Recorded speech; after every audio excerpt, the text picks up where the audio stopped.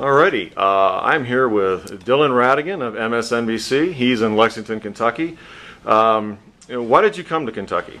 We wanted to come, we really are trying to go to as many places in America as possible, and I felt that Kentucky, and we felt that Kentucky and Lexington especially, is one of those communities in America that is frequently overlooked in the sort of New York, Miami, Chicago, LA, San Francisco sort of media matrix, that is actually one of those robust communities in this country that is seizing and pursuing and represents the opportunity to find solutions in this country, and we wanted to meet everybody here and find out what's going on.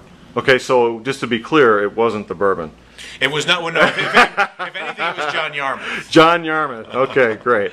Okay, you talk about education, and earlier, before we got on camera here, I was talking about Finland, which is a leader in education, and how they've enshrined the principles of the right to an education, regardless of economic circumstances, within their constitution. They've done very well. Their economy has done well. They've benefited from having an educated populace. Do you see education in the U.S. as just a money problem, a teaching problem, or is it a cultural problem where we place education in our society? You know, I think you're on it with the identification of the cultural problem, and to just expound on that a little bit.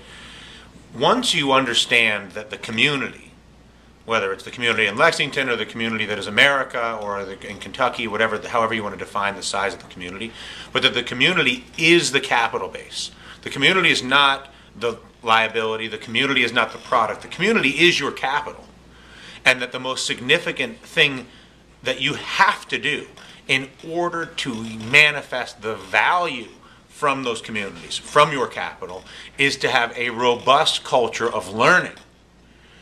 Not just an educational system, but a robust culture of learning among every member of that community through a culture of listening, through a culture of curiosity, and through a culture that is reflected through a willingness to continue to not only reveal, but reveal and adapt to new information at a time when new information is revealing itself to us at a pace that we've never seen before. And instead of seizing that new information that's being revealed to us so that we can learn and that we can adapt, our culture right now is one that is frequently in denial about the emergence of that new information. And so if we're going to harness the value that American communities have, we must affect collectively a cultural shift that goes towards the imperative to have a culture of early childhood education, elementary education, and then lifelong learning through a culture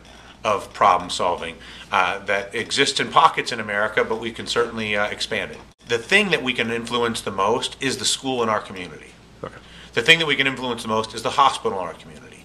The thing that we can influence the most is our community and the quality of life in our community. And so I think that we get lost in this sort of conversation in this country that assigns all the power to them. Well, if we can just get D.C. to do what we want, then we will be okay. Okay. If the media in New York just says what we want, then we'll be okay. The problem with that framework, that use of your brain in that way, is one, it disempowers you as a community member, because now you're totally vulnerable to whatever the media or the politicians are doing, both of which is an illusion. Whereas when you realize that your greatest value is in enhancing the quality of the school in your community, the hospital in your community at large, that is where the most power for most people is. And if you do that with a culture that looks to see what other people are doing in other communities that are achieving high rates of health, high rates of learning, that to me seems to be the most advisable path for a person. As far as a given policy, I think that the illusion of a perfect policy solution is just that. It's an illusion. Fixing these things, and doing these things, is not a single fix or a single policy. Mm-hmm. It's a lifestyle that all of us are being asked to step up to and really enjoy the newfound power that we have to actually enhance the quality of things like education and health in our own communities, like here in Lexington. Okay. We have a constitutional structure and a governmental structure and a community structure in our country, in theory, in order to promote and facilitate the health of the human beings that are in our communities, in our states, and in our country.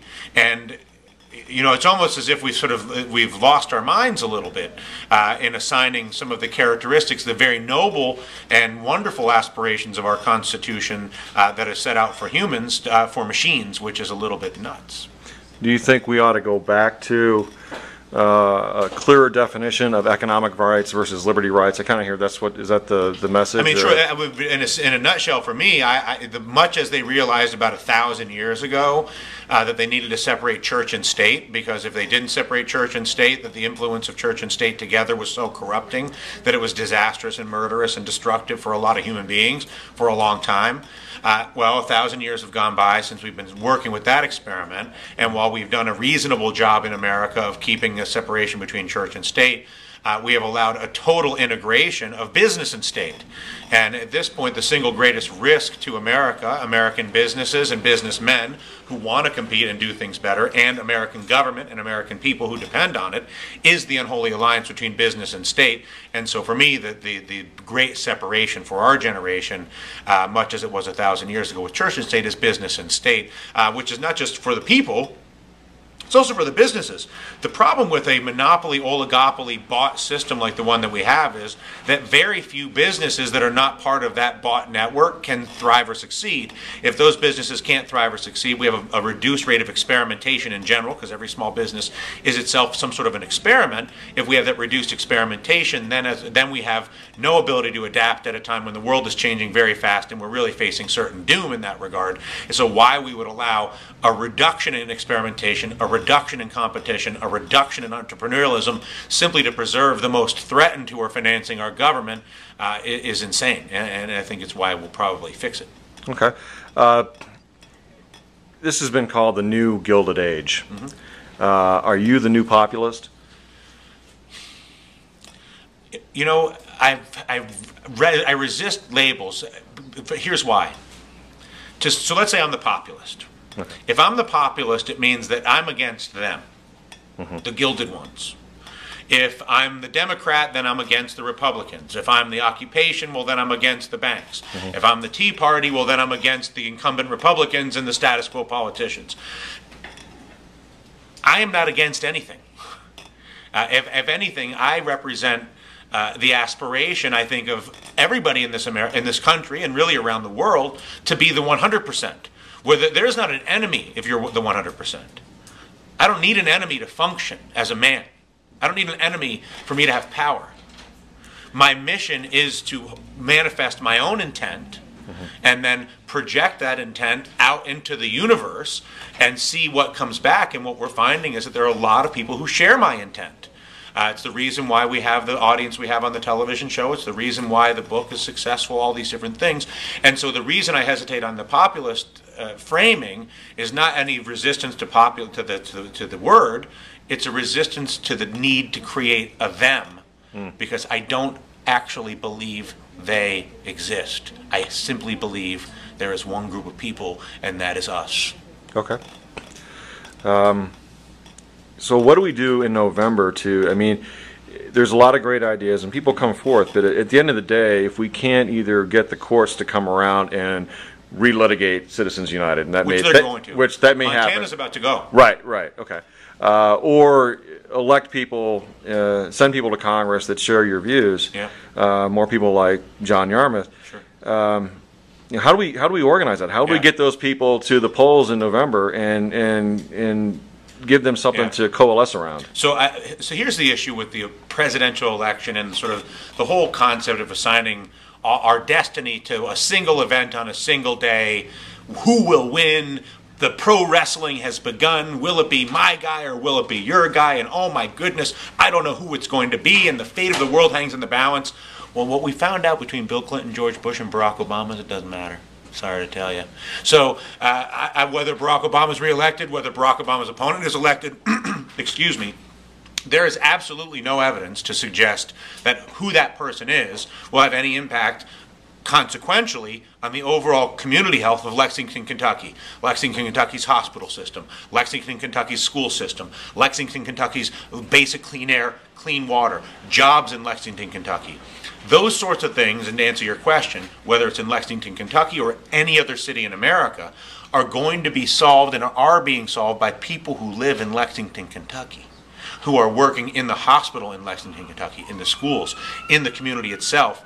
And the more we realize that as every community in America engages in improving its own community school, its own hospital, all the different things, that it is only through the distribution of these gardens, all these little growing communities solving their own problems in their own way, that will then push back to Washington and New York. Instead of looking to Washington and New York to solve the world's problems or to hold them accountable for the world's issues, understand that they are simply trying to preserve themselves at all costs, and they have no interest in whether Lexington or any other community does anything.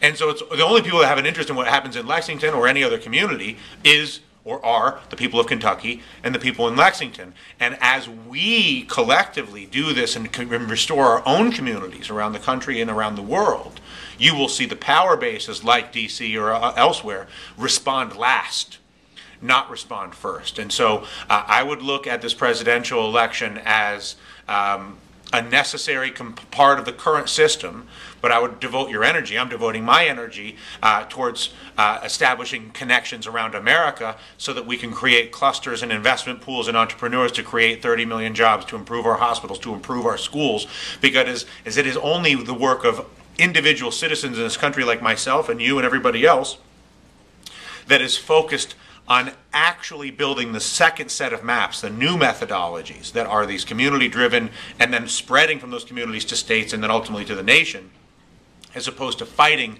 with the old system, which wants you to fight with it because the more you fight with it, the more money they make. Whereas the more you invest in actually making your own community healthy, the less relevant they become.